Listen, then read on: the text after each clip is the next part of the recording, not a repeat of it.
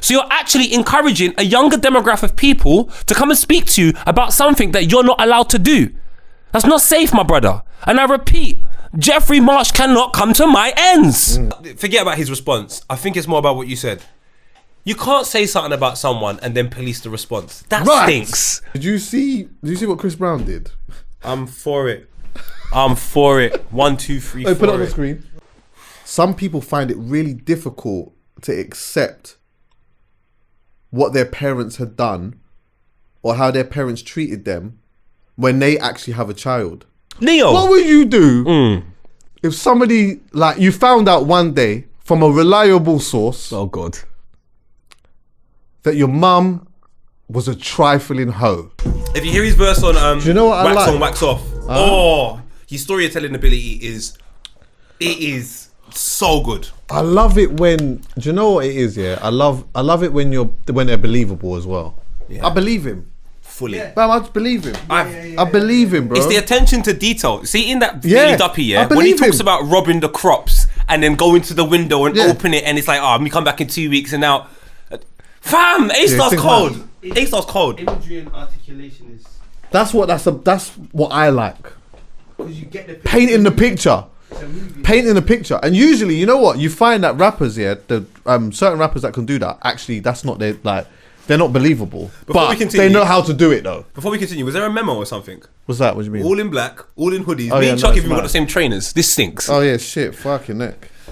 Back to A-Star. But yeah, no, like, there's certain rappers here that, like, they can articulate it, they can story tell and whatnot, but I just don't believe you, though. It feels like someone else has told you the story. I don't feel like you was there. Or no, you're living someone else's life, though. And obviously, I'm not trying to incriminate man and that, but it's like, I just believe him, innit? I just believe him, and I like that aspect of it. But I guess, like, because I was just looking at, he's done a Fire in the Booth 7 years ago, yeah? He's been out for a while. Like, he's been outside for a minute. What has stopped him from, like, why is he not reaping the fruits of what's happening with road rap right now? I think he went prison. I don't know. Because there's a part where he's not done anything for time, and then he does say in one tune, I've been jail 3 times for that strap stuff in Wax On, Wax Off. So okay, I imagine prison may have sort of halted. But this is what's crazy, you know, with road rap. In order for you to become extremely convincing and have that conviction when you speak, you have to kind of live the life. So all of them prison visits that he'd made, and people might go this, that, and the other, that's kind of built his character today. Because when I look at his old stuff in comparison to now, he's right. I'm not saying he wasn't cold back in the day. He was. There was little things. There's a track he done 4 or 5 years ago where he does a shout out to Giggs that one day we're gonna have a tune, and him and Giggs got a tune. So I like the fact there's like things there's elements in the past I like, but today, brother, he is so greasy, it's unbelievable. And that's what I think I like about it. The conviction in the grease. You made a very interesting point. You see, when you are living a certain lifestyle, yeah, for whatever reason that may be, you've been living this type of lifestyle, yeah, but you do have a talent, you've got an ability. There's always that grey area, because you can't just, okay, boom, like I live this, I'm going to be a rapper today, so everything's going to stop and I'm just going to do this. Because money I for make. So it's like, it's like finding a sweet spot between, like, he's able to articulate, or a certain type of rapper is able to articulate a certain lifestyle that they lived, but you can't just leave immediately because, bro, I got a family to provide. So what do I do? And then what happens is, in that grey area, that's how man end up going back to jail. 100%. And then it becomes tough because it's like, you know what? All right, cool. I'm gonna come out and then I'm gonna build my money back up again, get back into the studio, do this, that, and the fourth and whatnot, and then in the process, back in jail again. But usually, what happens is with some artists is like, maybe it's the first time, maybe it's the second time, maybe it's the third time, but there's a time where they go in and they say, I'm not going in jail again. I'm done now. I'm done. And do you know who I sensed that with? Pot of Paper. Yeah, I remember when Pot had come out of jail for the however the 5th time or whatever. My guy. And then I remember at the time, like, when he's come out of jail, obviously the man them have done the whole thing. Boom, he's come out, boom, champagne, blah, blah, blah, whatever. And then he went straight back in. He did Training Day, Training Day 3, and then I did the pod with him at JD, yeah. And when we sat, it was one of my favorite conversations I've had with an artist. Period. A reason being, yeah, I sat opposite him and we're talking and we're like going through some stuff and whatnot, and I knew straight away he's in a different place now. Like, he's not trying to go back now. Do you get what I'm saying? There's a quote he said on it. I think I saved it. Potter's very intelligent. Really intelligent. The way he spoke to you, there was something he said, and even you was taken back. Like, I need to find it. It was doing the rounds on. I was quoting lyrics back to him and that. You was quoting lyrics back to him. Yeah. He said something. I can't flipping know. There's no point in me saying he said something I don't even flipping well know. But I know it was doing the rounds on TikTok and Instagram and all of that. And I was like, yo. So yeah, my man's he's cold, bro. But he's cold. While you're finding that, like I just like I got that feeling from him where he felt like like this ain't like, I can't be back in there again. But also I think as well is that maybe he actually saw the vision more this time. I hear you. Maybe he saw it more. Before you're doing it because you're good and like man around and also I think like a lot of rappers do it because they think everyone else is shit. It's like, right, you man are shit and you man didn't live this, so I'm doing it. More so than, you know what, I could actually make a full career out of it. You know what I mean? It's the like, they're young people, man, like, and they make money a particular way, and you know what, it may not be to and the people's liking and all of that, but it's still new. Yeah, exactly. And any other job in life, if you start in one place and you want to transcend to another job, you can't just drop everything. Like if you're a teacher making 60 grand a year and you start writing music, teachers don't make you a lot can't less just than that. Oh, okay, it's terrible. For real, teachers are making like what? It's like 30, yeah, 20, late 20s. Apologies, teachers. Sorry. I don't want you to kill me. But if you're on 30 bags a year and then you start doing this music thing, the start of it, you don't make money like that. You're not making your 30 bags a year at the start. So you have to sort of find that easy way out. Now, I don't know what the equivalent is in road, but I don't imagine you can just get a record deal and say Megan. You can't just go rent out Megan. Nah, but enough of them don't even get the record deal. I just got that.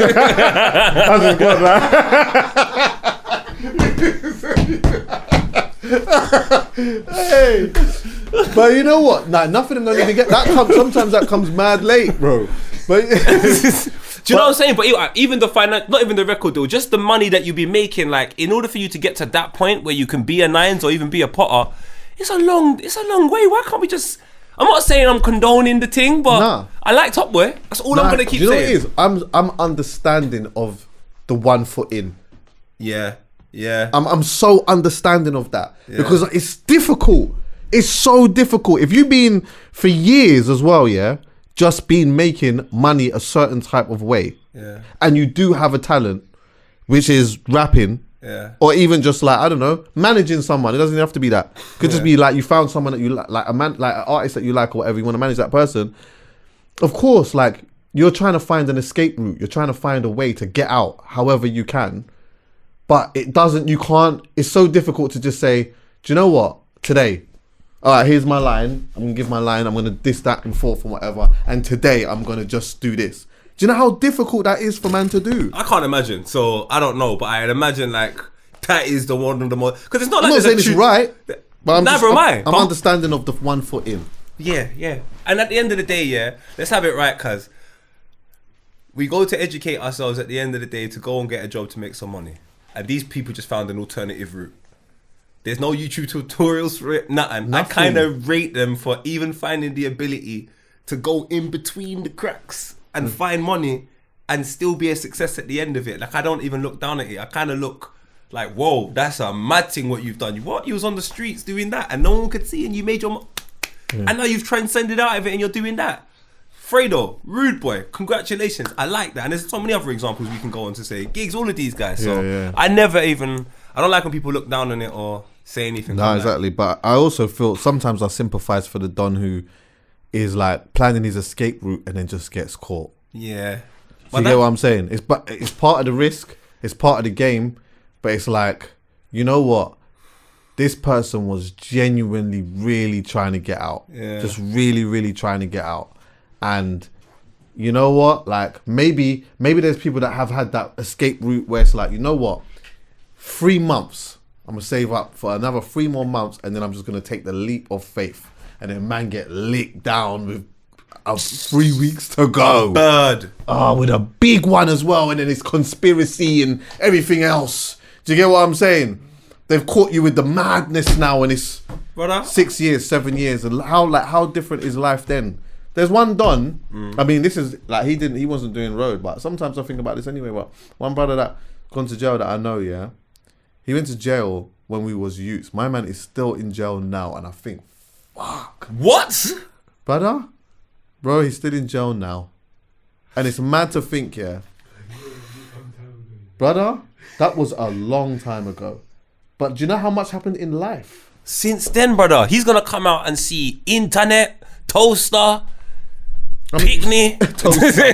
There's bad That's like things. Fam, listen, when my cousin came out of He Penn, did he a said, madness though. yeah, when my cousin came out of Penn, he said, bro, the craziest thing was just seeing a day to day, like the morning to the evening. He goes, there was not one thing I could strike out as saying, oh my God, this has changed. It was my day to day outside now is completely different. Completely different. We got cycle lanes, we got coffee shops, we got bare things we never had before. Obviously it was from Tottenham. So I think that adjustment was very, very difficult for him. And I was going to go on to say my dad is the best example of why I've said I'm never going to do anything anyway. I remember when he went Penn. Oh yeah, you talked about that a remember little bit. it like it was yesterday. So, and I remember we were Did talking he get about, raided and all of that? what? Brother, imagine it's you hear, "Shut, get down. And then you like, and I used to live in a flat in it, like 2-bedroom flat in Ferry Lane. So there's a room here, and there's a staircase that takes you upstairs, and then the 2 rooms, and then the living room's in front, and the kitchen's there, bathroom's there. Brother, I came out of my bedroom because I heard a massive bang at the door. I've come to the stairway.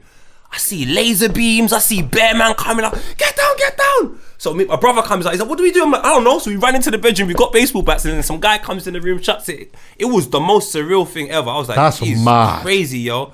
Like there was just bare guns everywhere. It was mad. But this is what the saddest thing was, yeah. Like, my dad was literally coming out of it. He was going to make a food shop, and be done with everything, and just start the food shop thing. But he done a stupidness, and then it all got messed up, man, dude. And then obviously that happened. And bro, I was just like, I feel so sorry for him because my dad was genuinely coming out. He couldn't take the stress. He couldn't take all of it, and he had made enough to go. We can start the business. We can cook the food. I think he was gonna do it in Finsbury Park, and it was gonna be sick. Like my dad was proper, and this is like. I know it. My pops went prison when Sky just had the interactive red button. And it must have been in the year 2000, and the first game was Roy Keane. Oh yeah, it was Man United Arsenal. It was Man United Arsenal 2-1. Roy Keane scored twice. So it was 90. Sugar, it's like 90. When did he go? You can Google that if you're quick. No, I'm trying to figure out when he. No, because I remember he was in prison in the year 2000. At that time, I remember he was in Penn because the Sky Interactive thing. He must have gone. He must have gone like 99, bro. So imagine that. A little yard shop in 1999 in Finsbury Park, and you're looking at what life is like today, where there's so much. That would have gone. You get me? When he came out, how different did he feel when your dad came out of jail? Did he seem different? Was there something different? Like what was different? So like, what I liked about my dad, when I was younger, he was the littest, bro. Donnie had a radio station. Right, 1999. Yes, that's crazy. That September is mad. I 1999. remember that. That's pathetic. That's mad. That's So it's fun. pathetic. Before you even get into that, it's funny how you associate certain things with like Times. Yeah, like with other things. Like It's I football. remember it was the interactive button, or like a certain album come out, or a certain football. Yeah, it's mad. And then like they done I think it was Player Cam or something. The first game might have been Man United versus Arsenal. Roy Keane scored. Anyway, But yeah, you know anyway. that. But yeah, so my dad was very, very visionary. He had so much parts to him. So he had like a radio station. He was on Rugger FM for 4 till 6 every Sunday. So he done that. Obviously, he was doing his thing on the side. Then he had this showcase event he would do, or like a rave, like you do raves now. He had his rave called Back in Time, and all it was he would get all the people his age group and play all the music that they had grown up listening to and do it now. And it was Back in Time. He had Back in Time T-shirts, and the event was cold. Everyone used to go down in the community, and then he just done. Wow. I need to do something with my life. Keane destroys Gunners. What when was that? 1999. 1999, August 22nd. Yeah. That's a nice memory for football, eh? But yeah, I looked at my dad. He had so many parts to him, and he was very ambitious, and he always wanted to do more. So he kept saying to me, like, I want to have loads of different strands of potential income, so we can be good forever. And then in the future, you can take that. Your brother can have that. That was his whole. Anyway, that was his thing. And then when he went prison, cuz he came out, bruv, he just didn't have that confidence that he used to have. He was just so like, just acceptant of everything. Like, he'd be like he just wanted to do anything to avoid the noise. Whereas before, where I think I get that sort of, I'm not having that, it's from my dad and from my mum. They were very like, nah, we're not doing, that's not happening. They were just on it. They just wanted. And then when my dad came out, bro, he was just on some. Because he was a lot older by the time he had gone in. He didn't have that youthful energy. He was a lot older. He's got 3 kids. And when you go in at that time and come out, it's so difficult, I guess, to maybe bounce back and do your thing with a family, 3 kids. And so he just kind of gave, and then by that point he got a back problem in prison. So like the whole thing was just shut down. It just took a lot out of him, like it So took a lot out much, of him, bro. and mentally as well, innit? Brother, I remember like going to talk to my dad. I remember talking to my dad before then. This guy always had, he had like 5 Rolexes.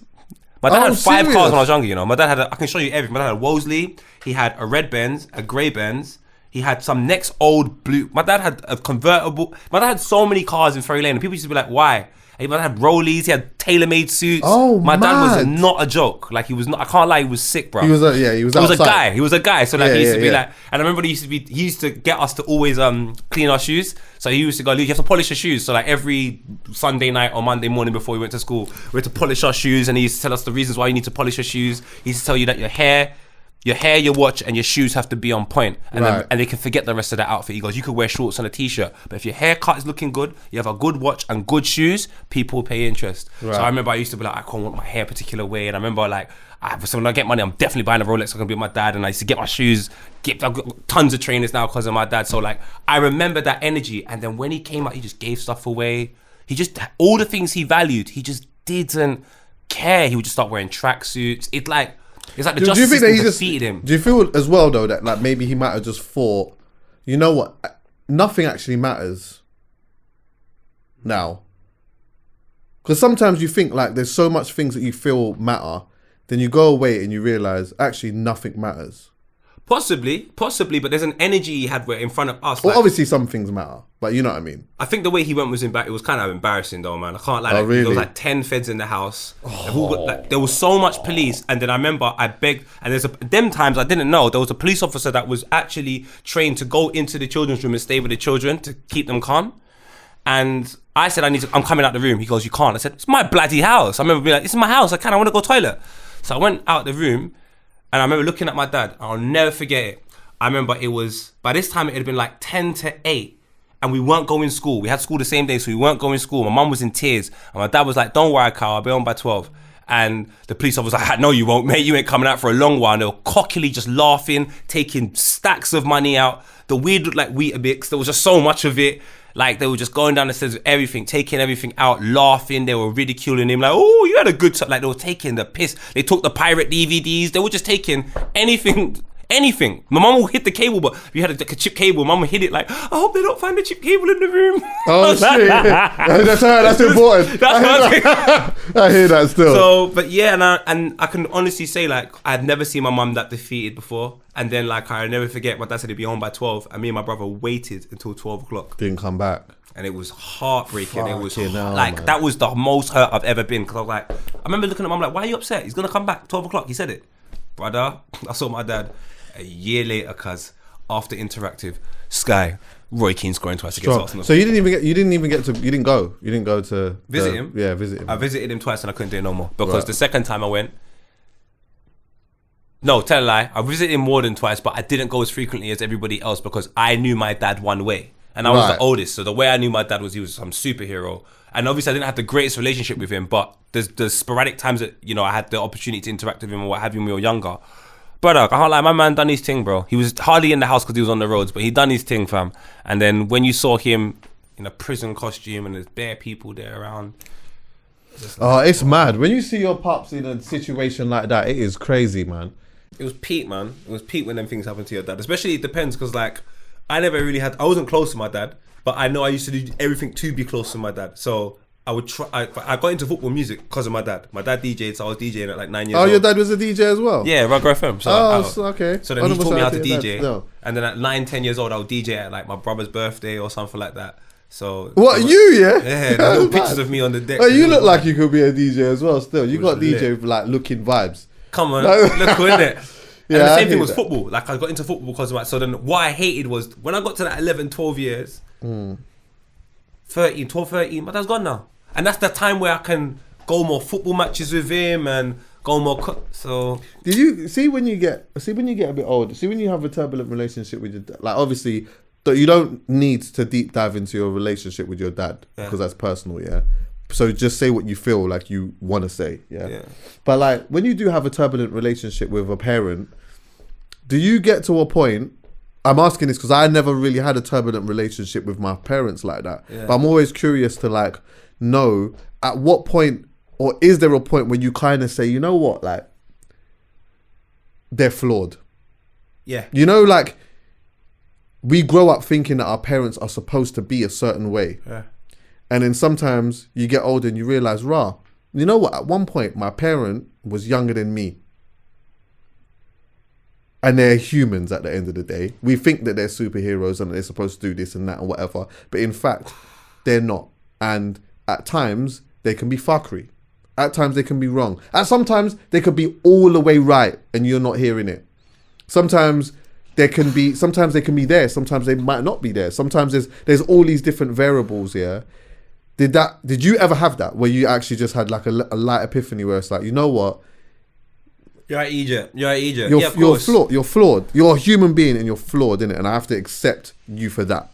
That only happened at 15, 16. At 15, 16, I started doing youth work. I started doing youth work in my estate. And when you take on responsibility of a group of people, you don't have all the attributes a parent has, but you end up taking on similar roles that a parent would have. Yeah. Such as child safety and so on and so forth.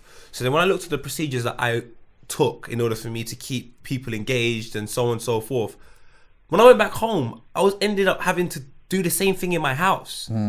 So like, I had to sort of be the mediator all the time. I had to always be like, don't worry, I'll sort it out and do that. And then I realized like, I'm the sun. Yeah. I'm the sun, big man. I'm the sun. You man are the moon. Like you got bare things on your shoulders and you're almost doing like not like no one's thinking that you're the dad or the man of the house kind of thing, but a lot of responsibility, whether it is mentally or actually physically, falls on your shoulders. And then like I guess there has to be a point where you turn around and say, wait a minute, I'm a child. Brother, it got so bad. I used to take my sister out all the time. Yeah. I ended up didn't take my sister out. She used to call me daddy.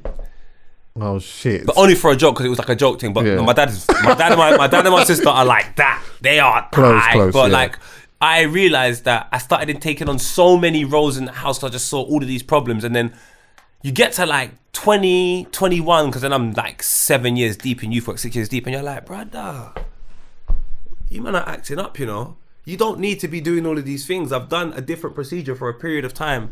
I've helped a lot of people, parents, and even in 6 years, I'm like, you're not really helping me. You're helping me, but you're helping me in a way in which you're showing me all the things I shouldn't do and the reasons why you shouldn't do it when interacting with people. So I'm just pretty much going and doing the opposite. Yeah. So yeah, man, it's annoying. And the only bad thing I would say about as well, parents like that is when you get older and you become a parent yourself, I'm telling you that first 6 months is the most confusing thing in your whole mind. Why? Because you've got no real blueprint to work from. Yeah.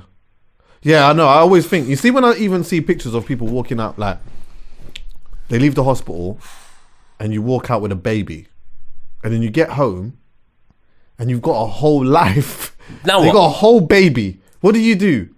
I could imagine that most people just sit there and just stare and then you're trying to think like, what do I do? What do we do now, big man? Yeah. Just look at them. You're like, Yeah. Or they're just sleeping, innit? But yeah, no, I think like, yeah, man, it's an interesting thing still because boy, like parents they are ultimately they just fucking flawed as well at times too, innit? And it's the best way I can say it, my father always used to say to me, because I used to be like, move, bitch, get out. That was my tune. And my dad used to say to me, remember one thing in a son.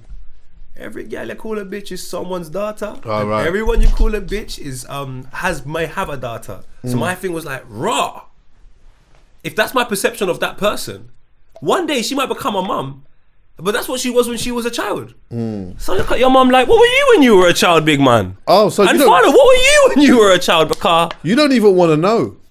Listen, we don't know. We don't even always want to know what Don't mum say and that. dad was say carrying that, on Mum. with and whatever. don't say about mum. Oh, I'm just saying they were young once. You get what I'm saying? Like someone's mum was They a were hoe. young. This is an uncomfortable Yeah, conversation. but someone's mum was outside. outside to bits, Brother. chopping. Yeah, getting yeah. And the son, you know what killer is? The son doesn't know any different. Bare male friends come around, oh, your mum's so cool. You're thinking, yeah, my mum's so popular. Yes, your mum did pop. I don't know the love Right. her. Yeah. Or she was popular just for alternative reasons. But it doesn't necessarily mean that they're bad parents, though. I don't know. I don't know. It depends on the way that they were. Nah, it Not a doesn't. bad parent. I think a bad parent is me going too far. But my father did say when we were younger, if you be a good person, you cover every single thing. Parenting, being a son, being a friend. If you're a good person, you can cover everything. If you just try and cover one, like being a good parent, but you're a hoe over there, you're an idiot daughter and all of these types of things, it's going to have a negative effect on your parenting skills. I genuinely believe that. Because you'll be able to raise them to a point, look after them, but after that, you're not even a great example of a woman. So how are you going to make your child... Because there's stages in parenting, you know? Like the stage I'm at now is just looking after children. If I don't know how to be a man, I can look after them as children. When it comes to them 12, 13 years old, and then want to drive, guess who can't drive? When it comes to certain attributes and teaching your child how to become a man or how to become a woman, if you're not a great example of that yourself, that I feel is in parenting. So then how are you going to show them how to become a good adult if you're not one yourself? Brother, there's stages in parenting. Well, to be fair though, Or say you're a shit brother. you might know. Yeah. You might say to yourself, "Rah, like I haven't been good, but I've seen people do things that I wish I would have done, and for that, I'm going to try to teach you how to do that." So now you're doing trial and error of your kids. Well, it's always trial and error. But it's, you big man, you're not a parent. I'm telling you, there are certain things that you've tried out before you have kids and then you put it into practice when you have kids. Not everything's trial and error. There will be some things, but there's basic principles in life on how to be a good person and how to interact with individuals. That's something you need to know before you have children. It's like we said a couple of weeks ago about people skills. You need to have that before you have children. You can't be doing trial and error of your children at that point there. I understand it happens, but that means you haven't prepared yourself in life properly. Like, we have to understand what being a parent is. You're raising a human. And this world is full of too many shit humans for you to not be in a good place to raise that child through stages. I'm not saying you need to know everything. No one knows everything. But you need to know enough to get your child held safely to like 12 years old. At least. And I just think... Yeah, but what you Be a just good said, you person. just said it yourself though, and most people do say it. When they have a child and they bring the child home, what now? So pretty much everything from that point on is trial and error. Yeah, that's because I've done a shit job. I'm the first to admit, my bad. I had a howler. Brother, I had a howler, bro. You have to prepare yourself before you have a child. You and a woman have to be in a good place. You're bringing a child into a planet. We weren't in a good place. So now I fucked up from day one. So now I'm trying to... That's why I can say to you, no. There are some things you can do, my brother. Oh, of course. There are definitely some things you can do. Like, but I'm a great person. Like, I don't like to... Be a great person, be an aware person, and then have a pick-me. That's what I think. Being a good person is subjective anyway, isn't it, to a point? Very good point. Because obviously there's certain people that feel like they're good people, but they're not really, like, what I would say is a good person is not. Do you get what I'm saying? That's true. So Very true. I guess it just depends on that. That's about perspective, isn't it? But anyway, Or a balanced person. balanced. Yeah, balanced. A balanced person's nice. A balanced person is great. Because when What pH would balance you- is off, you know what happens. Sorry, carry on. I mean, what would you do though if this obviously isn't the case? Yeah. But what would you do if you found out? Look at that smirk.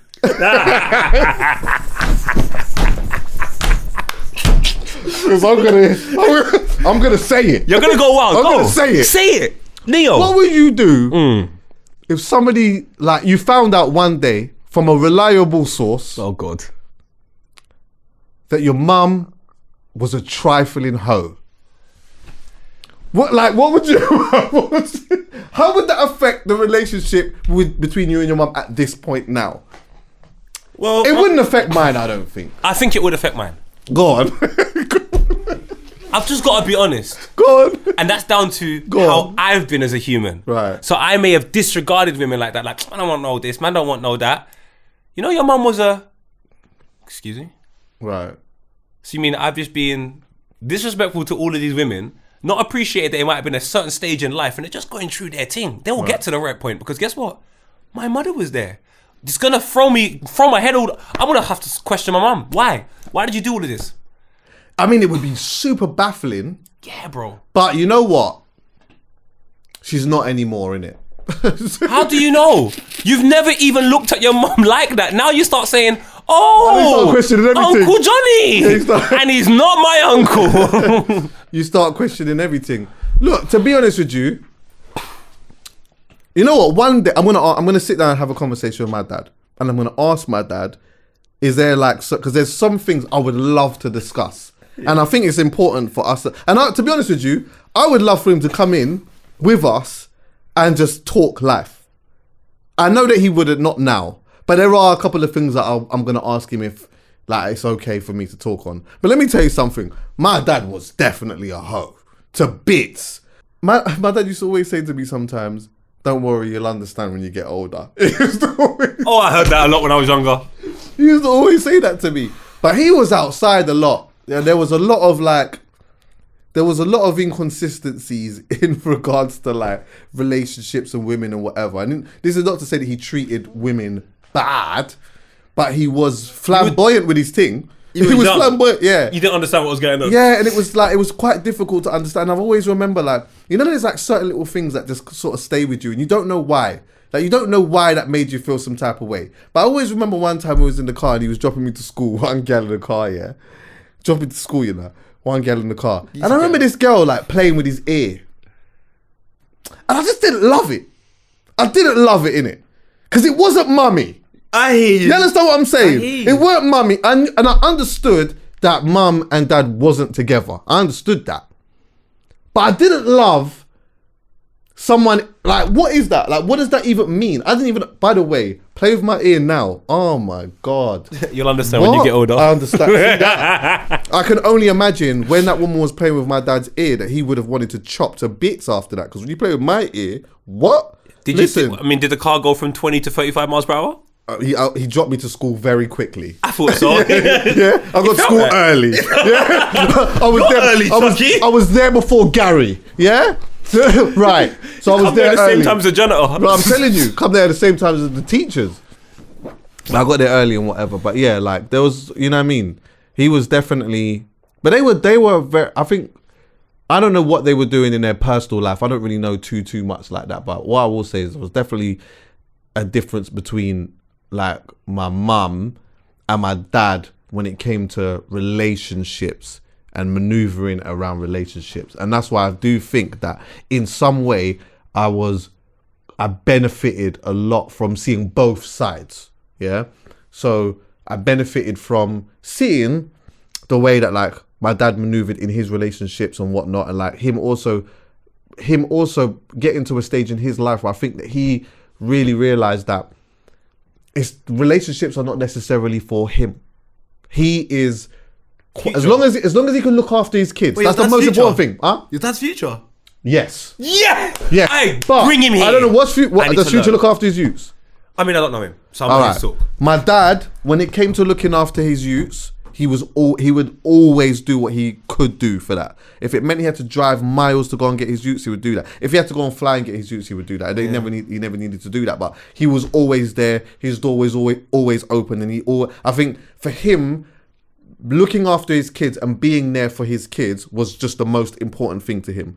The relationship stuff was more convenience. You know what I mean? Like, I conveniently would like to be in a situation now. This doesn't serve me right now. I'm gonna be with someone else or whatever it is. That was his thing, and it worked for him. Your dad sounds the way I like. Anyway, My dad used to always say, yeah. My dad used to say to me sometimes, he'd go to me, you see this, son? See this remote control? Yeah. You see when I put the remote control there, when I come home, I want the remote control there. I don't want it there. I don't want it here. Right? I want it there. Chuckie? That was his thing. That was his thing. I'm on that same wave. When I come home, I want it there. However, though, watching my mum and Peter, their thing was very different. A lot more, like, It was different. It was a whole different type of connection and a different type of like. It's actually his anniversary coming up. You know, what is the date? It's on the 9th. But it was different, and ironically enough, I think my dad really respected it.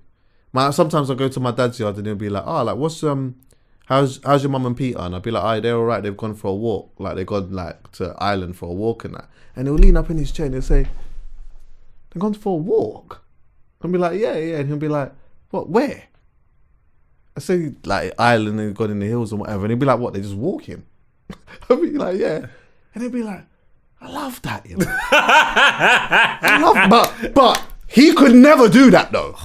What? Tell my dad to go to Ireland and walk in the cold, in mountains and that. For what? No way. That's me. But, right. I'm not on that. Right. But then Peter and my mum will come back, have an amazing time. Come there, brought back things, had stories to tell and whatever, and just spent really good quality time together. And they would, the next day, talk on the phone like they don't even live with each other. That was just their thing. So it was really interesting seeing that both of the dynamics and that, you know what I mean? I think that's interesting. I think one thing I have to say, I commend your father for, man, because that's what I think is so important. I think, again, these are all thoughts. People, if I sound too whatever, I apologise. But when you have children, if you do start poorly, the moment your dad done what he done and just says, "You know what, let me just sort out my picnic before I go anywhere else," that's the man I respect. Yeah.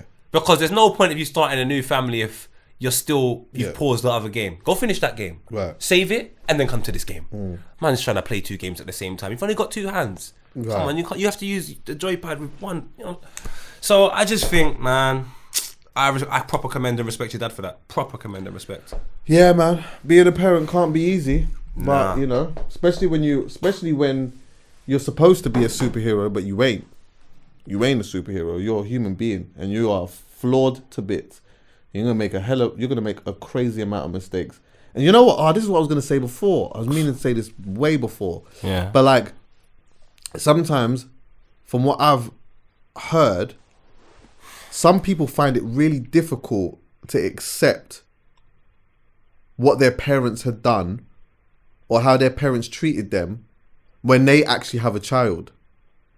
And I know that it's like, it can be, maybe you could look at it from a self-centered point of view, but it's like, for some people, it's been like, I had the child and there's this unconditional love that is like through the absolute ceiling. Yeah, we're gonna take away the dynamics between the man and the woman, where like the relationship you might not be getting on, and she might do this and whatever it may be. They might make it difficult. But either way, it's like this man really, really, regardless of anything, wants to be there for his children. Forget about you. I really, really want to be here. Yeah, and I want to do everything I can to do that.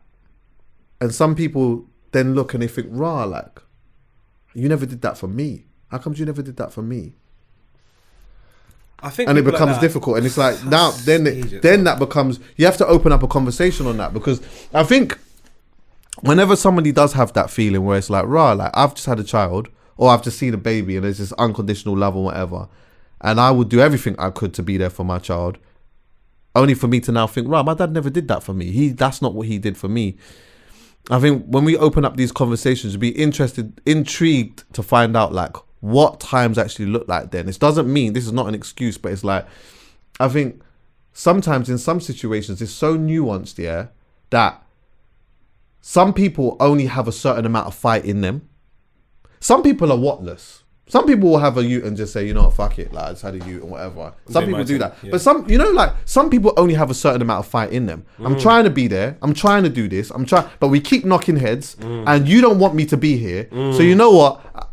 I'm gonna, as painful as this is, I am going to wait for this child to get older so that one day we can have a conversation and have a good reasoning. But by then, sometimes the child is so got his own, you turn into an adult, you've got your own experiences, you might even have a certain type of relationship with him, you don't even want to hear what your dad's got to say, and that fight still remains the same. Okay, they don't want to hear what I've got to say, I'm not going to fight that fight. It's so nuanced. You get what I'm saying? So much people in situations like that. But then also there are the whatless side of it, where it's like, well, boy, we have 19 pitney and Me love her out of them. Yeah. From my But distance. none of them's there. Right. Yeah, trust me. I don't know, man. It's hard, but I think parents got to take more responsibility. Like, for example, I can just be honest and say, everyone knows my situation is a bit crazy. But you, like, when my youths get older and they say things to me, I want to be like, listen, it's both of our fault. Your mum went my job. It's both of our fault. Yeah. I chose that woman to be in my life. She made a decision for me to be in her life, and we felt it was right, and it was wrong. So everything that happens off the back of that, brother, I can't just blame her. I was there as well. Right. I may not have done the things she done. I may not be responsible for the actions, but my brother, this never should have worked, and we were here, and now we've got picnic. Let's both take the blame. Let's both take it. That's what I would advise people to do anyway. My bad, yeah. Just my bad. And then say to your children at the same time, circumstances are the reasons why we've behaved the way we did. And that's when I would say to parents or to people, live life before you have picnic. Because when you have lived life and you see different cultures and you see different approaches and methods and the way people look after their kids, you can just create you have a more rounded understanding of life. So when certain situations happen and manifest, because you've been in multiple different situations from traveling or seeing the world, you kind of know how to approach it. And sometimes, like when I was growing up, me, my mum, and my brother and my brothers were going to a situation and we're all doing it for the same, like all doing it for the first time. And we're looking to mum, and mum's, this is her first time here as well. So now all four of us have to try and figure this out. It was just a little bit like, oh man, like, it's kind of long. Do you know where I'm coming from? You kind of want some guidance from an individual who, when you go, I don't know what's going on, you look up, they go, I have the answers. And that's how people end up becoming stray, I believe. When the moment you don't have the answers in your household, all it takes is a man on the street across the road to tell you something that you go, oh, that's the answer. The moment he keeps giving you the answers to these questions that your household don't provide, before you know it, boy, you're not even your parents' picnic no more. yeah, facts. You belong to the streets. Yeah, facts. Well, let me tell you something anyway. I would much rather my mum and dad be surface level hoes back in the day than in this day and age. Oh. Because you imagine, let me tell you something. You see some of these 3-year-olds, 4-year-olds and whatnot. Oh, you're going to be seeing what your parents did. Because it's all there. Oh my It's on God. the internet. It's on the internet. It's on the phones. It's everywhere. Yeah, we do know that, like, obviously in like 15 years time or whatever, things are going to move and change and phones are going to be flying and they're going to be doing all kinds of stuff. But footage is footage though. Brother. Back then there weren't no footage. Yeah. So I didn't know what mummy did. Yeah. Didn't know what daddy was doing. Other than the fact that he was getting his ear rubbed, I didn't see much. Yeah. Oh, you're going to be seeing it. Yeah. Your dad was in the thing doing that. Yeah. Your mum was here doing this with them lot. You're going to see a picture of your mum and 10 guys in an island. And you're going to go, mum, that better be your uncle's. You're going to see your dad naked with bare man. Oh, Because Lord. of it. Do you know what? I've got a couple of friends, yeah. I can't lie to you. Obviously, I'm not one to talk because I actually have these boys on the planet Earth right now. But couple man, I'm just like, guys, look at your pictures, bruv. Like, your pitney's going to see that, you know. There's no consistency. At least our pitney are going to see the picture now and the picture back in the day. They're not too far similar. But some men have gone through some transitions that they need to explain. Yes, I'm telling you. And the first part of explanation has to be yourself to your children. I'm telling you. Because it's going to be hard to explain, like I said, why certain girls are doing Dubai trips every other week. It's a bit. It's a bit. Sting. Oh, I'm working over there. No, you're not. Not right. Where are you working? Hey, On the you know beach? what a man has said, like, certain man told me that, like, when I'm speaking to man about Dubai and whatever, and they're saying, yeah, like, when they're talking about the chopping situation and that, like, they're saying that certain people are chopping to stay in Dubai. You think I don't know that? So you know what? Pay for my, pay for my extended ticket and you can get the Penang bread. Or, just pay for this hotel or whatnot for a couple weeks and whatnot, and you can get the Penang bread. But some girl Fair are smart exchange, with it. though. I know one girl Fair that done exchange. it. Yeah, I know one girl that done it. Won't say her name. Well, it's but I not a rate fair her too. exchange in my opinion, but go on. Nah, you're just not being serious. But she started a whole business. She's got her own business now. What, a Penang bread business? No, she's got actually, I think it's a clothing line. But from, doing one thing from- over there and getting little... I respect that. What? You ever find your route? Yeah, find your route. find That's your your team. route. So hold on one second. She invested her piece, That she was getting from... giving up the Penang bread, and then now she's got a whole business. She's doing what she's doing. She doesn't have to do it no more. As long as there's no footage, then she's all right. There's footage. There's footage. Oh shit. If you go Dubai, shit. that's one thing people have to realise. If you go Dubai, there will be some age and feet. There will be footage. You cannot ignore it. You cannot think it's not going to happen. There will be footage. There will be. Hey, do you know what? I always remember one time walking in a room where there was a bare man that I know, butt naked, 2 gal. And I'm saying, yo, I'm walking in this room and I'm seeing all these man with 2 gal. And you know how my mind works already. EA Sports Story, we're going to get there. Carry on. I'm looking at these man, I'm saying to myself, how can everyone still be rock when there's bare man trying to get us? Like, do you know how hungry, do you know how starving that one is? Don't look at me like that's been you, please. I'm just saying, I've never walked into a room and seen 2 yellow 9 man and everyone's naked. I have no business in that room. And it stank. Oh, that's disgusting. Yeah, it stank. But you know what it was? Obviously, I know man was young in them times there and whatnot, but that was just never my steez. Someone had a phone, and like I don't know where that footage is now. Luckily, no one's famous because you know that how that would turn out. But it's like, raw, that's kind of mad still. Like, people are able to do that. People are able to lock in so much on the Panaan bread that even with X amount of man around naked, it doesn't even matter. Like, one man and a couple gal, you know what I'm saying? Or like when there's a fair mixture, I do not have the capabilities of standing there to waiting my turn. I'm flaccid to bits. I mean, I'm not going to go into too much detail, but I could... Serious? No, one second. Let me finish. Let me land. I have, on some occasions in my life, had sex with an audience. Have you? But wait. But I was no waiting my goal. Just me and the girl just wanted to express ourselves, and there's people there, and I got a question. We never care. One time we were sitting in the living room, we looked at each other, everyone was in the living room. You just did your thing. I said to the girl, baby girl, can we go next door? Yes. We were doing our thing, people came in and started watching us, and we didn't stop. Right. Because this is what we want to do. Right. And I don't say it's for everyone. Yeah. Not for everyone. You went there. They followed. So if they come in, they're coming in, and they're gonna watch whatever is there. They open the door, and I think, and I have an ego. They open the door on some. I bet you Paul's gonna stop. Paul, stop where? What? Yeah, exactly. Well, what position was you in? Dog. Dog. Come on, man. Loud. Brother. I can't lie, I've done some disgusting things in my life. That's not disgusting. Oh no, but that wasn't the disgusting thing. I've said I've done some disgusting things in my life. Fair.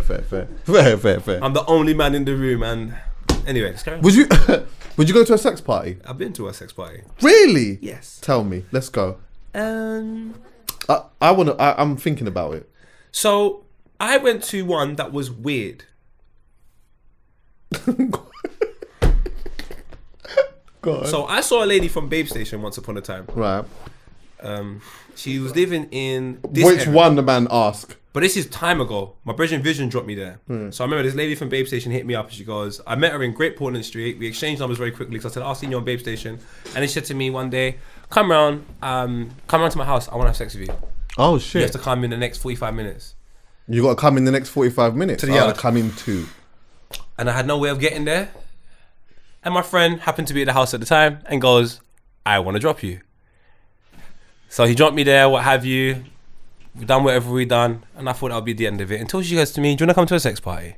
Wait, okay. So this is where you man are cut different now. So you've bust your thing. I've gone to the house. You've done what you've done. Bust your thing. By the way, and this is facts. You can ask my boy. This is crazy. She paid me to do it. Oh, you talked about this. Yeah, I remember you saying that. Yeah, I But remember that. Now, the part 2 of this was... You didn't mention this bit. So you bust your thing. What do you mean? So you ejaculated. Come on, it feels right. And then you went to a sex party afterwards. Yes. See, this is where I need fixing. Because see, once I bust that thing, I'm down to go, but just not now. Would you? Because I'm good now. I'm like it's out of me. I went Westfield, got some lunch with my boy. My boy went home, and we went to the sex party later on. What? And then this sex party, the reason why it was weird, it was into a very weird building. Right. And when you got to the front, they said a code word that she said. Right. You walked in, and there was bare people in masks. It was Right. like a masquerade thing, and the reason why I was I never really spoke about it for time because I was quite scared is because there was guys in suits. Yeah. It was a relatively big building. There was guys in suits. There was just a whole heap of people that looks like they could have really important positions. So I was just confused. And then like literally there was one room where there was a lot of what's that thing called happening? There was loads of rooms. So when you walk in, you go upstairs. Sorry, I'm not even describing it right. There's a big room. There's a massive room you walk into. Everyone's there talking, whatever, have you. And then there's a corridor. When you go through this, you go through to the back of the room, open the door. There's a corridor, a long corridor, like a fucking hospital or something like that. And it's just room after room after room after room after room. Right. And a lot of the rooms I saw and what have People you are chopping were in there. cockholed. Oh. Bare of them, you'd see like bare of them were like cockholed. Like there's a guy sitting in the corner Watching his missus or a woman getting chopped to bits. and you're just like raw. And so obviously you couldn't go into every room. Sometimes you go and people would go mad, but it was just, bro. I was drunk. I was very drunk. It was very weird. I won't talk about what I did, but we had a good time. Now, sorry, I've got to ask this question very quickly. We're going to divert, but come back in. While I'm here, I'm just letting you know how my brain works. So, yeah, if ever man was cockholding, not like you being the one sitting there, but you were the one who was chopping the man's missus or whatnot, consensually, the chopper, would you chop her to bits? Yeah. Or would Have you seen the video? Have you seen that video of the sex party the couple goes to, and the black man is beating the white man's gal, and then he's holding her hands and he's going in, he's killing it. She's like, and she's just holding his hand like this. A part of me in my you would head, kill I it. would be thinking, I'd either make love, or I would chop to bits to the point where he will reconsider what's going on. Like, you know what? Alright, allow it now. Hey, allow it. Hey, can I come in now? No, brother. Yeah, I'll I'm make not it a consenting to that. I'll make it a movie.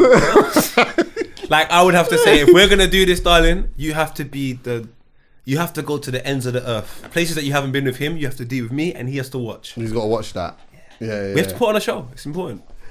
I mean, literally, to be honest with you, for certain for certain people, I think it would be enough with the light hand on the throat and the chopping down like a brick. Can I say something? Can I just say something? I think that would be that's tough for most people to watch if that is your partner. But if that's your steez, then that's your steez. But No. Listen, to all the guys out there, I put my glasses on because I can't look you in your eyes. You make me sick. If you allow your missus to get chopped whilst you watch, you are the biggest idiot I know. I'm not out here to be like. Man enjoy that. Certain man enjoy Yeah, they're that. idiots. I'm not here to gonna say, oh, see, everyone each to their own. Not with that. You enjoy watching your missus get piped down and you go home and have dinner afterwards. And what's going on, kids? Nah. Yeah, Little is- Jack deserves to know. That is- Little Jack deserves to know. Yeah, no, it is outrageous still. But I fucking. Anyway, you know what?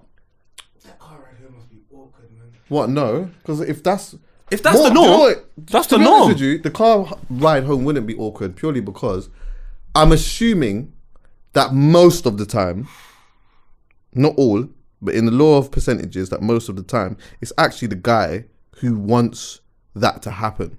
Nah, not in the things that I've seen and not in the sex party I wanted. A lot of the things where the women wanted it to happen because the men couldn't. Satisfy them. Yeah, some of those guys must have had small. Oh, what have yeah, you.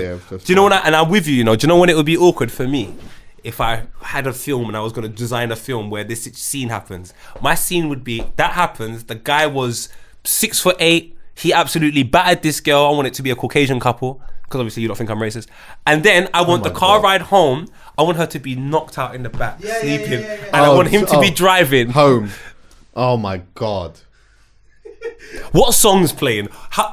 Stranger in Moscow by Michael Jackson. You are crying. How does it feel? How does it feel? How does it? No, I don't think there'll be road rage. I think he'll be heartbroken. Have you heard Stranger in Moscow? When you're alone and you're cold inside, like a stranger in Moscow. Brother, that's the saddest Michael Jackson song I've ever heard in my life. Because Yeah, I don't understand that. Chuckie, would you ever do that? What? See, man, you gotta be crazy. You gotta be out of your mind. Which one of my friends I think would do it? Which one of my brethren? Specs. I'm joking, of course not. I don't know. I don't know. None of my friends I know I would do don't it. think you could tell. No. Yeah, you couldn't tell. If one of my friends that have done it or are doing it, just don't inform me. I don't want to speak to you. Because I can't come to your house now, watch football, look at your missus and be like, rah. Just being chopped down by my man. And then you're sitting playing happy families. I'm not involved. I mean, listen. But see the sex party thing, I've definitely considered it though. But like, I've considered it more on a me going with a girl. Yeah. And we do our thing. But we're walking around whatever other people are chopping with, but we're just chopping. It's like on an exhibition thing. So like what you did in your house. I know some sex parties. Huh? I know sex parties. You know something, but I feel like, do you still go to them? No, of course not. I was going to say, because it feels like bait. Like, I feel like I don't want to go in there on the vibe of, Rob, what, Chucks is in here? Like, what, like, you understand what I'm saying? I need to find one that is not that. But it's mutually assured distraction. Nobody will snitch because they're there too. No, it doesn't. No, but no. Have you been in life? How long you been in life? The reality is that my thing and their thing is different, bro. And the killer is someone that there are some people I know that go sex parties. They don't care to tell someone they've gone to a sex party. They don't give a shit. They tell me all the time. Yeah, but I went to one that was crazy, and they will tell it in front of bare people. Imagine that person gets the information. Boy, now imagine I'm in a sex party by the bar now. I'm drinking my juice. I turn to my left. Chuckie's there. What Chuckie? HC? Yeah, man. Yeah, one, I don't want that. But two, do you know what it is as well? Yeah. One, I might not even necessarily mind that someone might notice, man, or whatever. But it's like, I don't want, when I'm in an environment like that, I don't want to speak about nothing. Do you get what I'm saying? Like, I don't want someone to come to me and be like, yo, well, go on, my brother, like, yo, love my G. I don't want that. Like, I don't want, yo, bro, remember that episode that you did with, I don't want none of that. I don't want anyone. Where's Poet? Yeah, exactly. Where's Poet? Yeah, exactly. I don't want none of that. Man's rock hard. Where's Poet? I mean, yeah, big man. I just want a different scenery. I want a different scenery to have sex in front of people. Don't worry, I want to holler Margs, man. Huh? Margs must go to a sex party. The amount he talks about sex, course, absolutely. The amount of porn stars he follows. Ring and put him on loudspeaker. Okay. Let's try again. Yo. Hello, Margs.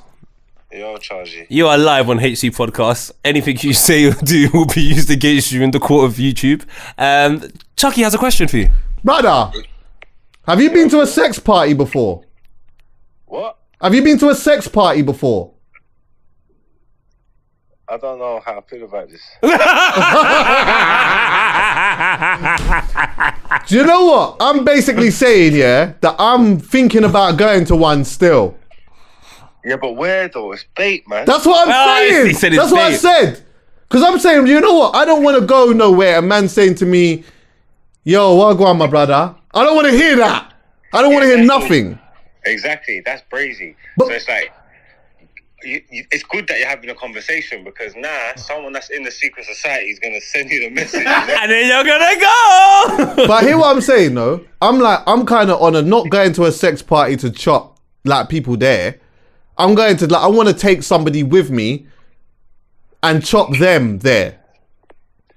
Yeah, but you know what it is? Go to the box. That's probably, if you're going by yourself and you're getting clocked by people, then that's probably more of a reason why you would feel awkward or whatever. But if you roll up in there and you're with a ting, especially if she's clean and that, like, if man tell you well, go on, brother, you're gonna be like, well, go on, brother, because you're all there for the same thing anyway. The same week that's telling you, well, go on, brother, you might catch him chopping up something in the corner. So like, there's no like, who cares? Yes. Have you been to one? No. You can't say Would you go to one? Yeah, no, I would go to one still. I'm on what you're on, you know. I want to go to one, but I feel like it's all bait and that. You get me? All right, flipping. Yeah, there's not really much else on the menu, but I'll tell you one thing. Did you see what Chris Brown did? I'm for it. 1, 2, 3, 4. Put it on the screen. He dashed that gal's phone. He dashed it so far, but she got it at the end. That's She the got it only at good the thing. end. Yeah, she got it at the end. So basically, Chris Brown was doing. I'm assuming it was like at the O2 or somewhere, some concert, and then like there's always a part where he brings a girl on the stage. I feel like I've seen this 100 million times, by the way, because obviously everyone films it. So he brings a girl up on the stage and whatnot. She looks really pretty as well.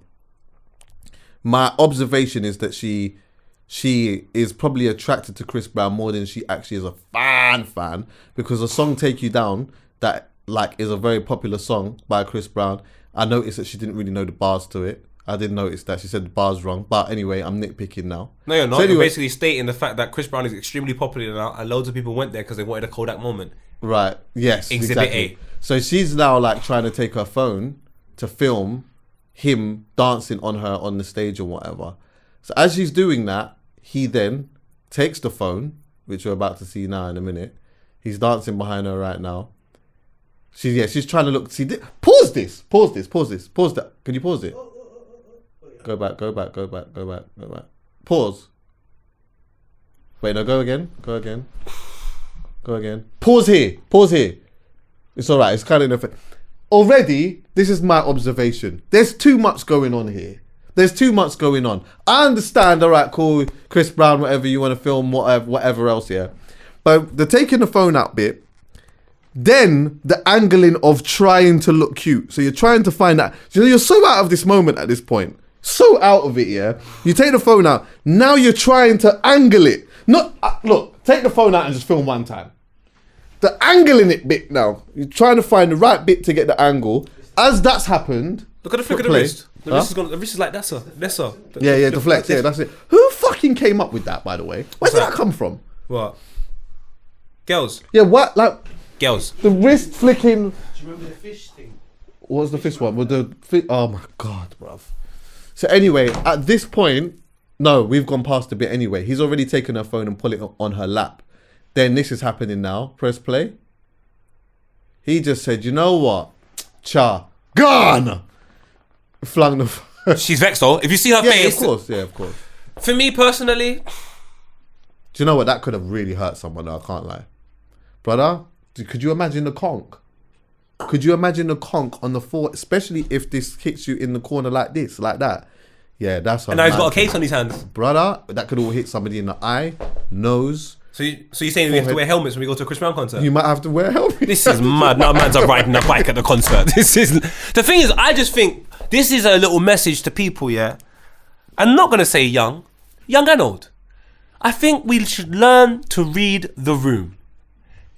This example here for me is Chris Brown trying to serenade a woman. Right. Now, if I was in the comfort of my home trying to serenade a woman, the last thing I need her to do is share that experience for everyone else. Because guess what? They're trying to pretend that they're the only ones there. And she's just baiting out that there's loads of people. Obviously, we know there's loads of people. But it's a show. You're putting on an act. He's trying to show you I'm into you. You're meant to respond. Not with your mobile phone. Yeah. It's take you down. I think everything was a stinker.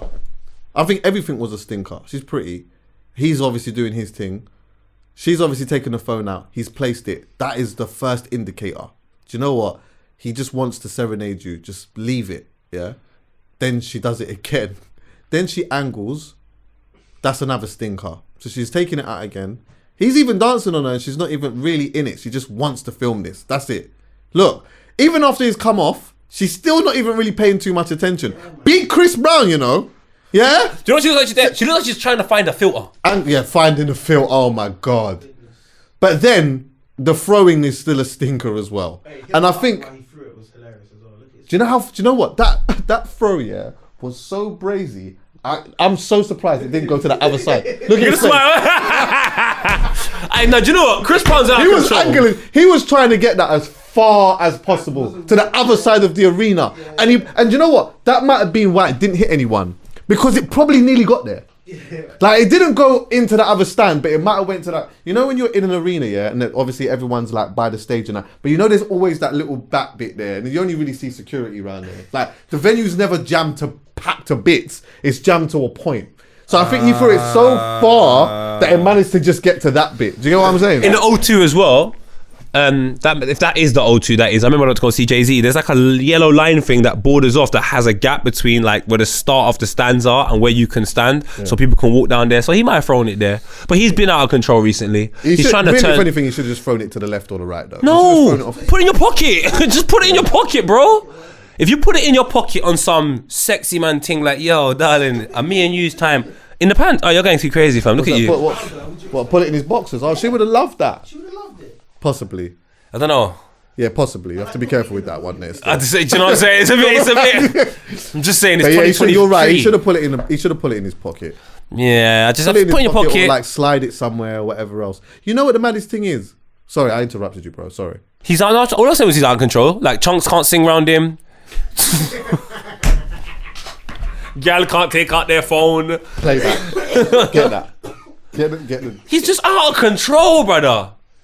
Yeah, he is. I could imagine that his manager must have been thinking, "Oh, for fuck's sake, bro!" Like, So someone said he threw the phone to Chunks, but Billy was he gone. threw the phone to Chunks. Right now, we're just looking at there was a party that was going on. I don't know if it was the Proud Embankment or whatever. Someone's giving Chunks the microphone and he's singing. What is he singing? Is it Under the Influence or he's singing a Chris Brown tune anyway? Chris Brown is like just standing there. Chunks is singing. Chunks is like Sweating. Him. That's my problem. Chunks is sweating. Him. Chunks is my guy, man. I love him. So do I. He looks like he's serenading him. Is he serenading him or is he serenading the phones in front of him? Oh, good point. Oh, I'm gonna say Chunks. You're right. Is he serenading the phones in front of him that just happen to be positioned looking directly at him, and now that's in the same direction as Chris Brown? But because the lie's better, he was serenading Chris Brown. Was Chris Brown, let's be objective here. Was he aware that there was someone behind him singing? Because I don't think he may. Exhibit B, show. Because I saw it. I thought, okay. The other video. He definitely knows someone was singing. No, he knew someone was singing. Because obviously, look. Because it's the same outfit. And he goes, I can hear it. Turn down. Yeah, turn down, Mike. Cheeky as fuck. You must. Yeah, but hear what I'm saying, yeah? Go on. He's so funny, man. Do you know what? You can tell he's a proper joker, innit? I can tell he's a proper joker. But do you know what? I thought that maybe he heard someone in here in the venue singing, but wasn't aware that person was literally right behind him. Oh, maybe there's speakers all over the place and that, like, and obviously he knows his song and he knows someone's got the microphone and doing some overcooking and that. Yo, big man, like, someone's on the thing, like, turn it down. Who is it? The DJ or some shit? Is the DJ singing? Do you know what I mean? Because he might have been on the cocaine. He might have been on the snitch and then he's just not even aware of what's going on. Yeah, that'd be true. All the dancing stuff and that, like, is a bit of a, like, it just was a bit of a stinker because I think that, like, maybe that could have been the chance to get some Nico's at Egypt. So God. Them two could have been a thing that night. I'm not even gonna Chunks got Nico is so funny, he's like singing to Chunks. Oh, we're just looking at a video of Nico singing to Chunks. Chunks knows he had a stinker, but yeah. Oh, was he like playing around and just being stupid? Oh, I love them. Yeah, man. You Heroes. know what? I'm telling you something. If a woman, I mean, I'm not going on no stage for someone to do that to me anyway, but if they are, and it is someone of the equivalent of how a woman sees Chris Brown, so it's like a cold one, and I know that my source is all the way up, my phone is staying in my pocket, and I'm doing everything I can to try and make sure that tonight this is me. So while you're dancing on me, I'm whispering sweet stuff in your ear. Yes. You can hear me. Yes, there's 20,000 people in there right now. Put on Destiny Child cater to you live. And me, you can hear what I'm saying right now. And I'm letting you know I'm available today. I'm available tonight. What are you on? Can I put out the Janet Jackson? If I was her, that's exactly what I would have one? been doing. Yo, I'm letting you know I got a man, but whatever it is, I'm outside tonight. You just shout me. Look at the moment we're sharing. Why does it end now? Yeah, exactly. At least go for our food. What you got here? What's Janet Jackson dancing? I was going to show Destiny's Child cater to you. Oh my God, but this... What song is it again? What's the name of the song? We're looking at Janet Jackson, All For You tour. She's on the stage right now. Oh, Janet Jackson's cold, you know. If she done Anytime, Any Place in her prime... Bro, she tied this nigga up. That bra is definitely bra-ing, though. Oh my God. Oh, shit. Oh shit! Wait, do you know what is mad? But wouldn't you like just like kiss her and think, Michael? You can get away with this today. No way. You could not get away with this today. But wouldn't you lips Janet and think Michael? Oh my God! The same way you would lips Julie and think Jamie. Nah. But I would chop Janet. Come on, let's not act like what? We're not chopping Janet now. Well, not now. She's a big woman. Yeah. I'm a big man. You still chopping now? Ain't she like 50 something? And she doesn't look sprucey. Oh, we're going to act like we wouldn't chop a 50-year-old now. Halle Berry, yeah, because she looks fantastic. Megan Good doesn't look great anymore. I saw you the other day looking like Megan Standard. Megan Standard. What? Megan Standard. Do you see her neck like forward and bare thing? Oh, yo, Janet. She is, oh my in the goodness. You know what? I take it back, Chuckie. Look at the guy. He can't believe it. No phones. No, he can't film nothing. Look at that. How can he? You know what? Look at he's talking to her. Oh, he's singing. She's got a back of her head on his wood, basically. I can't lie to you. Christians ain't gonna like this, boy. Huh? Christians won't like that. I know that's true. Jesus. Look, bro. Look, bro. I bet Janet is a great time. Yes. Agreed. I bet. Look at her. She's treating my man like a playpen. Look at that. Wait, can I just say? Wow. Hold on 1 second. Pause this. I would be so on doing this in life. Not in front of an audience, but this. In a room, I'd do this to bits. I'll do this live. And chop as well. If there's an audience, feels right. Press play. 50,000, I know exactly. Brother. Look at his face. He can't believe it. I've got to get my other glasses. This is... Go on, kiss him. Go on. Oh, she didn't do it. she won't do that. Yeah, she won't. And do you know what? That's why I'm done with Justin Timberlake, you know? Look what he done to my queen. Oh, when he took out the titty? And then bust out and became white again. He's fucking out of order. That's like I became white again. Yeah. I don't like when Caucasians do that. When you do something over here, stay here. Don't do something to Janet Jackson and then become white again. Look at what is going on, bro. That guy's a bit corny though. A little bit Michael B. Jordan. A little Michael B. Jordan. I'm joking. He's far from man. Or is he? Huh? Hope she's in your house. Who? The lady that interviewed Michael B. But is she though? I listened to Joe Budden. I just think the whole situation's a howler.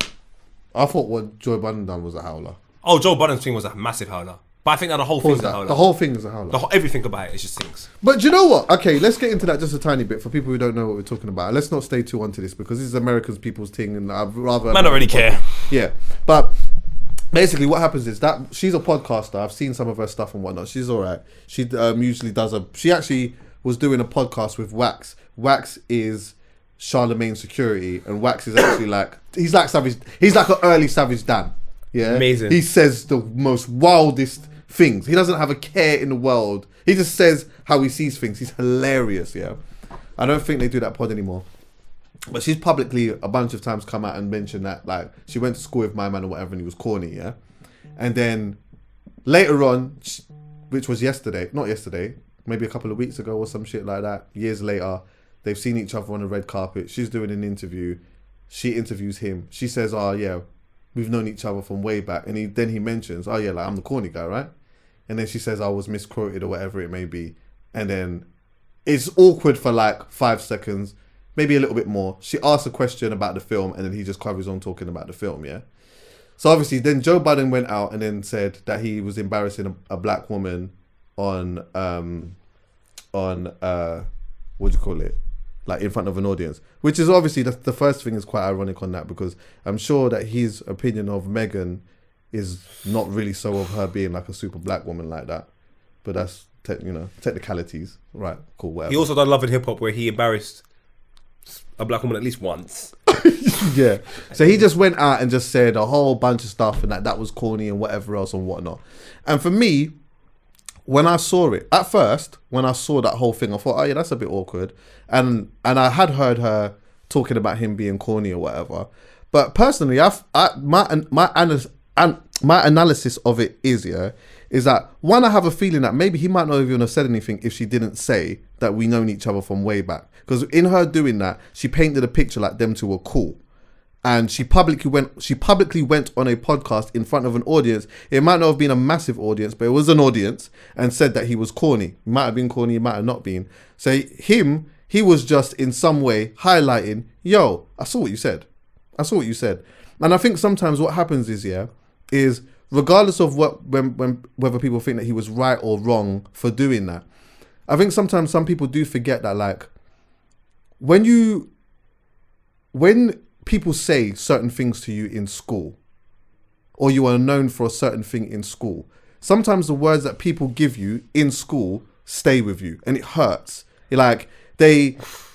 Sometimes I think people think that they could have just said whatever they wanted to say to you in school, and then as you get older, you're just supposed to just take a moral high ground. And I don't think it always works like that. And that's why sometimes for me, I always feel really bad now sometimes when I talk about things that happened back in the day, because I'm like, you know what? That person that I might have taken lunch from, and you know, I did what I did with that person, they might not be thinking about it whatsoever at all. And I might see that person and it might just be all love. But you know what? What I did could have really affected that person in a certain way. And it could have, and I could have been one of many people that tapped into an insecurity that person had got, that then ends up staying with them for their whole life. And they have to have therapy and this, that, and the fourth, and whatever else. So what now? Now, right, cool. Things are full circled now. I'm lit. You're here doing what you're doing or whatever. And then you're going to say that we've known each other from way back. I'm just supposed to be on some moral high ground thing. Do you know what? To be honest with you, I'm surprised he didn't give her another 30 seconds of it, to be honest with you. Certain man would have. Me. To bits. You could never have done that to me. What? And then said to me, hi, so... But the thing is, do you know what? He's a different type of guy. But forget about his response. I think it's more about what you said. You can't say something about someone and then police the response. That stinks. That stinks. If you do something which is disrespectful or taps into a part of their life that they don't really want to revisit, you have to accept everything that happens afterwards. Chuckie's just getting some photos taken. Yeah, go on. I just feel like you got to accept everything that's taken afterwards. You can't police a response when you've started off negatively. That's just all mad. And do you know what? I didn't even know that, you know. What's that? I just heard him say, I'm the corny guy, right? Yeah, no, they knew. So Did they really know each other, or were they just... Nah, so like she had said that he was... I think what it was, yeah, they went to school together. He was known as the corny guy, or people were saying that he was corny or whatever. And like, one of the things that he used to do is he'd walk around with like, I don't know if it was a mugshot of his face or whatever it was, but it was something to do with acting, because he was trying to pursue acting. It was evident that that's what he was trying to pursue. Yeah. But at the time, in school, everyone just thought that whatever the thing that he was trying to manifest was just corny. It was just corny. But look how it turned out. No, it's the approach that's corny. It's not what you're trying to do. Like, this is what... Do you know what it is, yes? For me, it's this. This is another way of looking at it. I thought to myself. He probably knew he was corny and has battled his whole life to get away from that. So when someone reminds him of it again... Because remember, he's in a new life now where no one thinks that. It just maybe hurts a little bit. Yeah. Which is fair enough. But my whole thing is this. In school, I was a crybaby. If someone goes to me... Yeah, I was a crybaby. If someone goes to me... Poet was a crybaby in school... me personally, I wouldn't respond like that. I'd be like, boy, no, don't even bane up my thing before, you know, I was a crybaby. Yeah. I have turned it into a joke because guess what? I was a crybaby in school. Yeah. So if you was corny and you done corny stuff and someone brings it up, you're meant to just isolate the corny situation that they're speaking about and go, boy, but at least I'm here. And then before you know it, you move forward, because if you know you were corny and it was a corny thing, stop pretending it never happened. Don't be upset by it. The thing is, he might not have thought what he did was corny though. But either way, irrespective of that, that's true. He just highlighted, because I think some people said, like they should have had a conversation in private. Big man, she went on a podcast.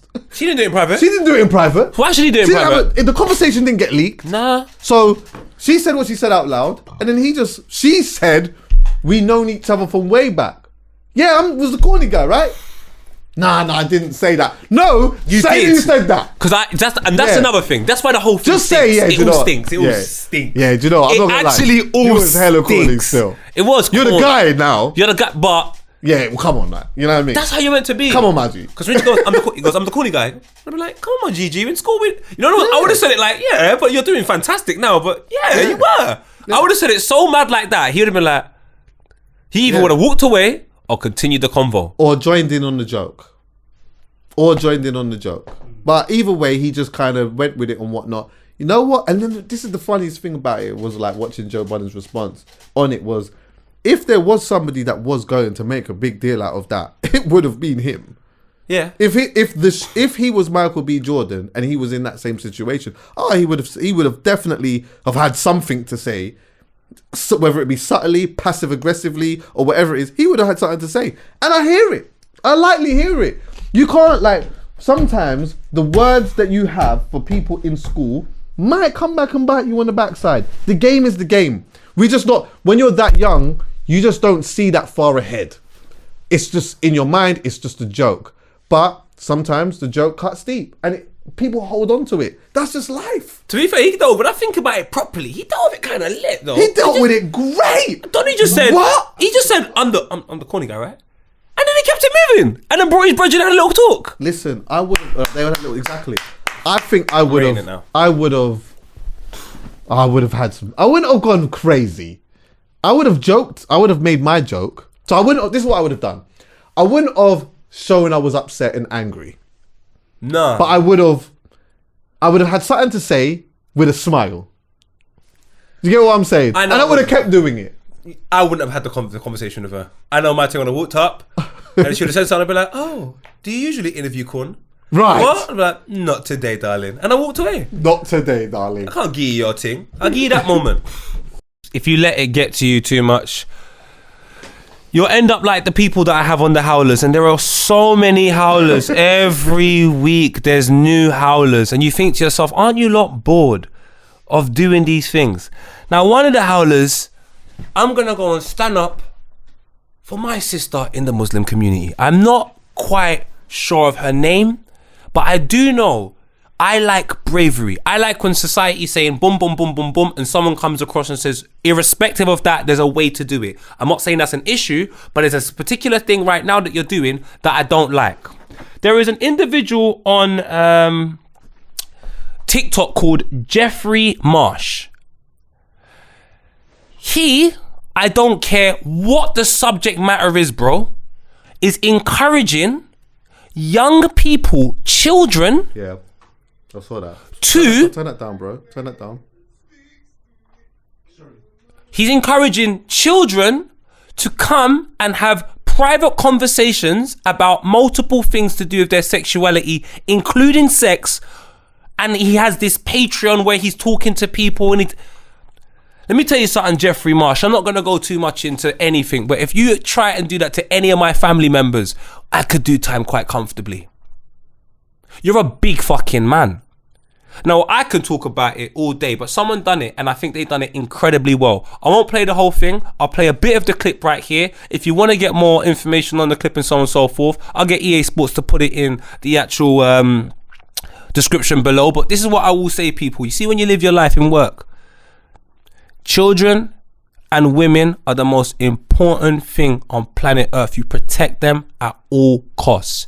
Jeffrey Marsh, you can't come to my hood, bro. And I don't even live in the hood. But you can't come to my ends, bro. You just can't. We'll kick you out, dog. Listen to this now. Let me start it. Okay, guys, this video is going to be a bit long. Stop telling trans people that we're inspirational. Stop telling kids to go on your Patreon and chat to you privately without their parents knowing. And then a lot of people made stitches of me saying I'm transphobic, I've done a lot of bad stuff, they've even attacked my scarf, my religion, a lot of bad stuff, which I don't want to go into. And these people have also said they are not talking to the kids. Okay, so I did a little bit of digging. Hi, kids. Hey, kids. I want to talk to the kids. Hi, kids. Hey, kids.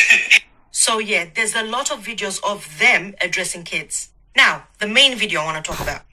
Your parents screwed up. That's too much. Jeffrey Marsh, I repeat, my brother, if anyhow you try to infiltrate members of my family, don't come my area, my brother. Children and women are the most important things on planet Earth. You protect them at all costs. And Jeffrey Marsh, to me, come like the other next R. Kelly, my brother. Out here trying to encourage children to have conversations with him. He don't even fucking well know them. And one thing I want to go and check quickly is like, because apparently he has a profession where in which he actually can do this legally. But are you with your profession, are you carrying out the legal procedure to even talk to these children? The answer is no.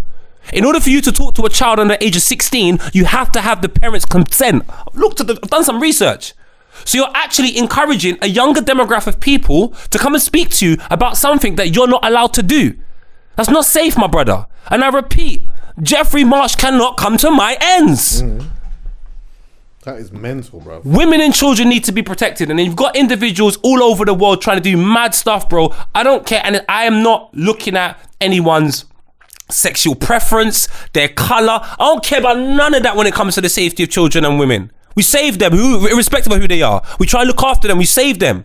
Because there's a zombie apocalypse and all the man them die, world can still run with women. Couple men will be there. There's children. We running forward again. Yeah, man. Breed up the place, yes? Come on, man. But Bits this guy now. here, I'm sorry. TikTok, shut that down, bro. Patreon, shut that down.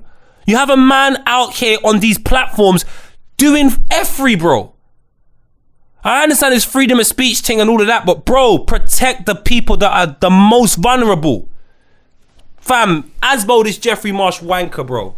Prick. Where is he from? Los Angeles. Home of the weird. Everyone over there has just got issues, bro. Yeah, it's fucking crazy. Everyone over there has got issues. And I don't like Jeffrey Marsh, bro. I don't like him. Yeah, that is mental, bro. That is mental. I missed this. I didn't even see. Bro, and if you know what, watch the whole video clip. I'll have a proper look when I'll send you the whole video clip. send- Put some send more to of it on the thing as well. But you know what, cuz, like, the howl is a bit deep this week. I don't like things like that, bro. You're encouraging young children to come and talk to you about sex. You're a big man. You got no business talking to these kids about sex. That's their parents' job. And he's doing this on what? TikTok, and then he's encouraging people to go to his Patreon, which is a paid thing. And then he's turned off age consent on Patreon so he can talk to the children. Brother, what's going on, man? That is outrageous. What's he doing, bruv? That is outrageous. That is outrageous. And I don't know what he's doing once he speaks to the kids. It might be innocent, but let me tell you something. About to chat to the picnic. It's not your picnic, dog. It's not your use. It's not your calling. I mean, you can have these conversations in school or whatever, but like, I can't get my head around. He's got a Patreon talking to like young kids about stuff like that. Well, he's saying, "Hey kids." I don't know. Hey kids, hey kid, Yeah, hey I don't kids, know about hey that. kid, That's all brother. that stinks. That stinks to bits, bro. That stinks, man. That stinks. I'm not saying that there's not young people going through situations stinks, where they're bro. confused on things and so on and so forth. There's a safe procedure where you can do something where you can protect them and look after them. That's not the done way, bro. That way just felt creepy, the whole thing. And the young lady that called it out and said what she said, she got abused online. But I'm here for you, darling. Because you're on the same vibe as me. I respect it. Shout out to the Muslim community every single time, fam. Very, very proud of where they are. Very, very proud of what they represent. And very, very proud to always express it at any given moment. You know that usually people's arguments are void when they start needing to go for the scarf. What are you talking about? You've got no, like, when you start needing to go for the scarf, that's when you kind of know that they've lost already. What's the scarf got to do with what she's trying to say? Stop encouraging children to come and talk to you. There's nothing wrong with me saying that. I bet people came with so many what about stuff. What about isms? What abouteries? And but people- what about this? But what about that? What about this? What about that? What about this? Yeah, forget about that. We're talking about this. Yeah? If you do a what about, I'm just going to ask you, do you care about the safety of children? Yes. Do you think that's safe? No. So what is this conversation about? Yeah. Blow up their microphones. Anyway. Shout out Filthy Fellas. Shout out everyone. Yeah, but that's the only highlight I got because that was I want the center around that. But let's talk about good things as well. Go on. There's an artist. He's from Exhibit 69, I believe. And he's got these hoodies that he's made. Where they're alternative hoodies. I have to get one for Chuckie, a Man United one. Please. You can see the Arsenal badge here. It says Gunners. I'm going to throw my hood on and show you the back. The back is sensational. J-Lo in her prime. Oh, cold. Shout out Saka. Yes, Saka. My brother. Oh, Saka. Don't bend over like that. Who, me? Yeah. Why are you looking? You're showing me your back, bro. I'm just, you know what I mean? I'm getting Jim, I'm sorry. I'm getting excited. So yeah, man, shout out Exhibit 69, Mark. You're making these hoodies. I'm about to get one for Chuckie. Yeah, get me a United one. I'm afraid you're behind the camera if you want to Right then. stand. Is there anything anyone needs to know about? A-Star. Please, everyone, just Go go and check check A-Star. A-Star. Yeah, His yeah. Daily Duppy is cold. I would recommend it. And he's tuned with Boost. Wax on, wax off. Cold. A-Star, in fact, wherever you are or if ever you are in London, come sit on the couch with the man them. Come on. Yeah? All right, love. Thanks for listening, everyone, yeah? Nice.